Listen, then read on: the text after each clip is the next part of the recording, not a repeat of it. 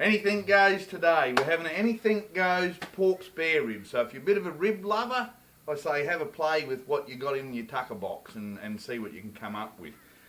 I do see people cooking things like spare ribs and boiling them up in Coca-Cola and things like that. I really dislike that, but each to their own. If you have a recipe and you love it, then keep doing what you're doing. But trying to keep things a little bit healthier. Certainly most of the sauces that I have here, and there is sugar contained in them, of course, but I do try to avoid all those soft drinks and I just don't like it anyway. A bit straightforward and try and keep it healthy. So I've got a 12-inch camp oven. I've got about 1 kilo of pork spare ribs here. So first thing we'll do is chop them up. Pop that onion out the way for the time being. So all we need to do is skin them back. But if you have a look between each rib, we just want to place the knife between each rib and cut it right through, because we want to break them all up and get them ready to go in the oven. Now you can choose to marinate them for a while if you like.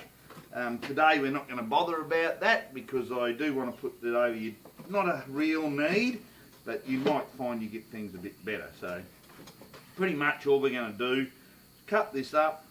It can marinate while it's cooking and we'll get pretty good results.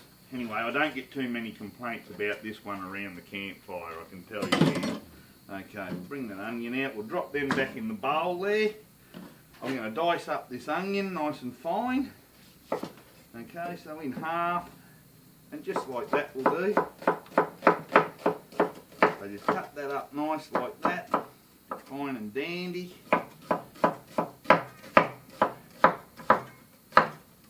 Nice as we have it. And that onion then can just go straight into the camp oven. Lovely, tell your mother.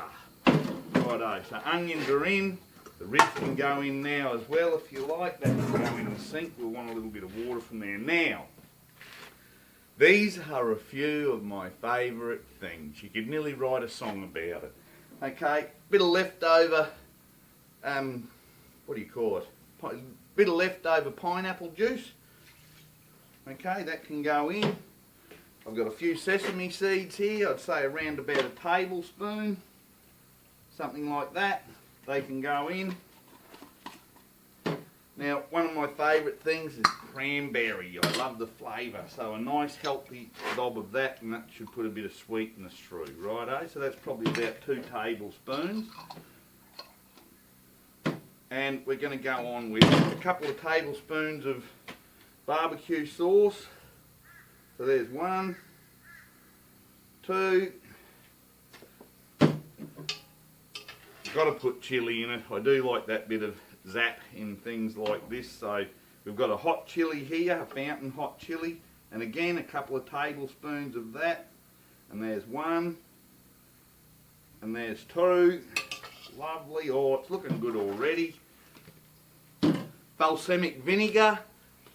Love the taste of it. What a lovely flavour.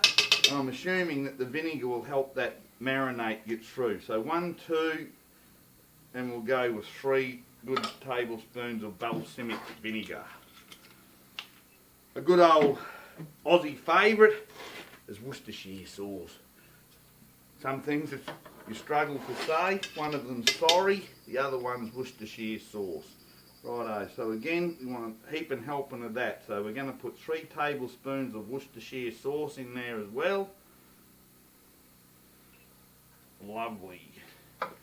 Okay, so that's all the ingredients you need. Anything that you do like the flavour of this, there's so many different things on the market today with bourbon smoked sauces and all that type of stuff. I just try to use the basic sort of things that I'm likely to keep in my tucker box or have in my tucker box. So I'll just mix that round so it's got a nice covering. Lay those ribs in the bottom there. I'll show you a look at that very shortly. And I just want to cover it with moisture. So if I get the bowl I had here, I've got some lovely rainwater off the roof here. It's always a pleasure, isn't it, after rain to utilise all this sort of stuff.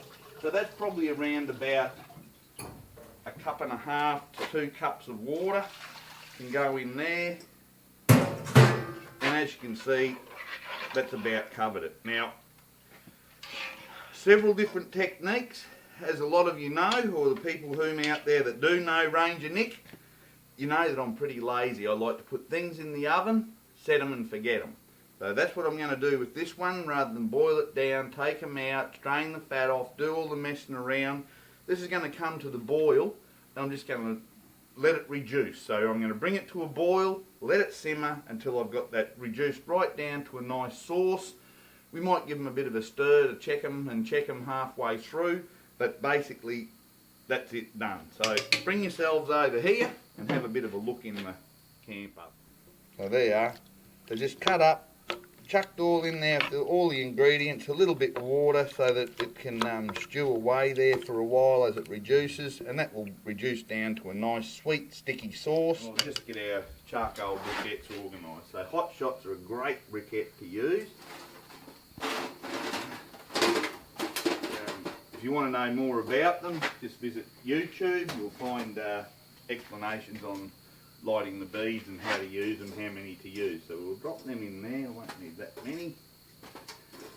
How many have I got there? 2, 4, 6, 8, 10, 11. So we'll put 10 down under, and that'll be plenty to get them going. So I want to bring them to the boil and just let them simmer and reduce. Probably take around about 2 hours for that to happen, 2, maybe 3 hours. The longer the better, they'll just fall off the bone, have lots of flavour. We just want to reduce that down to a nice sticky sauce, and we'll get pretty good results. We'll whack 14 on the lid, and in that time frame we just discussed, we'll be eating some lovely sticky pork ribs. Get it into you.